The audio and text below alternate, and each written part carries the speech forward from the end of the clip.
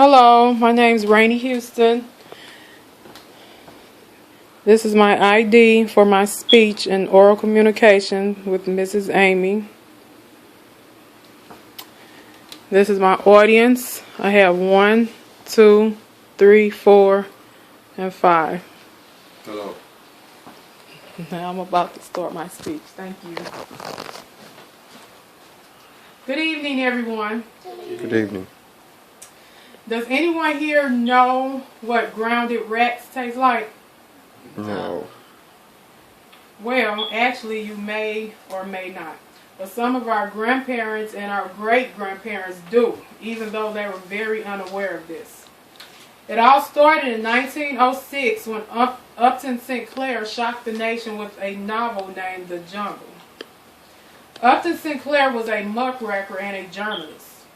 A muckraker was someone that searched for corruption in government and businesses. Sinclair wanted his readers to see how immigrant workers were being ripped off and mistreated. When Sinclair discovered that the Chicago stockyard had just recently went on strike, he felt this would be a perfect opportunity to go to this place of business and interview the workers. The Chicago stockyard was a slaughterhouse, and during Sinclair's visit, based on an article in American Horizons, Volume 2, Sinclair discovered dead rats were being shoveled into sausage grinding machines. Filth and guts were swept off the floor and packaged as potted ham. And inspectors would look the other way when diseased cows were being slaughtered for beef.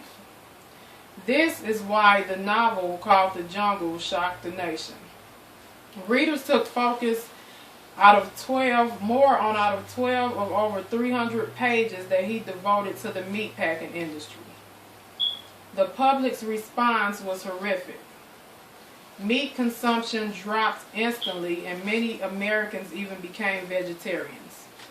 The public demanded sweeping public reforms in the meat industry, according to an article entitled Upton Sinclair, A Study in Social Protest, published in 1927 by George Durand.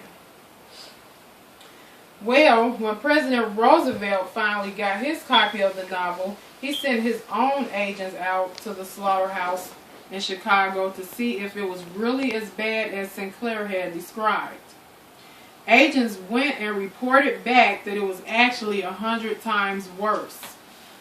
According to an article in Fast Food Nation 2002, the federal investigators have found it to be a workplace accident in which a man fell into a vat and got turned into lard. The plant kept running and the lard was sold to consumers. Only a few months later, Congress passed the Meat Inspection Act and the Food and Drug Act the same day in June of 1906. The Meat Inspection Act required inspectors to inspect livestock and slaughterhouses and guarantee sanitary standards. The Food and Drug Act aimed at outlawing adulterated or mislabeled food and drugs. To conclude this presentation, still today we are being surprised by what's in our food, especially fast food. Thanks to films like Food Incorporated 2008, Fast Food Nation 2006, and Super Size Me 2004. But still in all, this all started in 1906 from a simple novel called The Jungle. Thank you.